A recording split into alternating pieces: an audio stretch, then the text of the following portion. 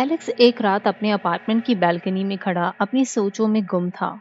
वो अपने office issues के बारे में सोच रहा होता है कि तभी अचानक उसकी नजर अपने अपार्टमेंट की सामने वाली बालकनी पर पड़ती है।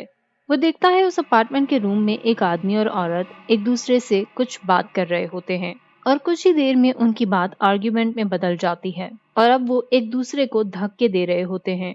साफ दिखाई दे रहा होता है जैसे इस कपल में लड़ाई हो रही है।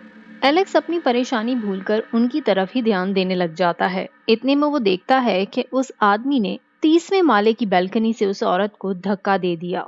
उस औरत का सर फट गया और उसकी बुरी तरह से मौत हो गई। ये देख के एलेक्स को बहुत बुरा शौक लगता है। वो बहुत घबरा जाता है और इतने में वो देखता है कि वो आदमी जिसने उस औरत को धक्का दिया है वो बिल्कुल एलेक्स जैसा ही है।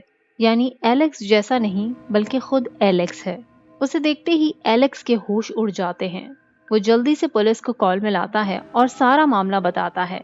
जब पुलिस वहां पहुंचती है तो वैसा कुछ भी नहीं होता जैसा एलेक्स उन्हें बताता है।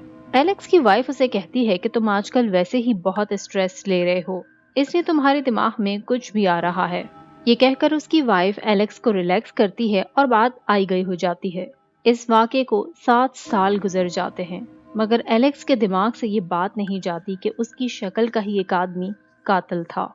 एलेक्स की वाइफ उसे इतने सालों से ब्लैक टी बनाकर दिया करती थी। उसकी वाइफ ऐसा इसलिए करती थी कि एलेक्स बहुत ज्यादा परेशान रहता था और उसे स्ट्रेस फ्री रखने के लिए वो उसे कैफीन देती थी। एक रोज एलेक्स बहुत परेशान होता है। उसकी वाइफ घर पे नहीं होती तो वो सोचता है कि वो आज खुद ही चाय बना ले। वो किचन में जाता है और खुद चाय बनाकर पीने लगता है। उसे वो टेस्ट ही नहीं आता जो उसकी वाइफ उसे दिया करती थी। वो किचन कैबिनेट चेक करता है कि आखिर ऐसा क्या डालती थी उसकी वाइफ, तभी उसे किचन में रखी एक चीज मिलती है जिसे ऑटोमेटिव एंटी फ्रीज कहते हैं। वो ये देख के बहुत गहरी सोच में पड़ जाता है और ट्राई करने के लिए अपनी चाय में थोड़ा सा मिला के पीता है और एकदम से उसके होश उड़ जाते हैं। ये वही टेस्ट था जो उसकी वाइफ उसे सालों से पिला रही थी।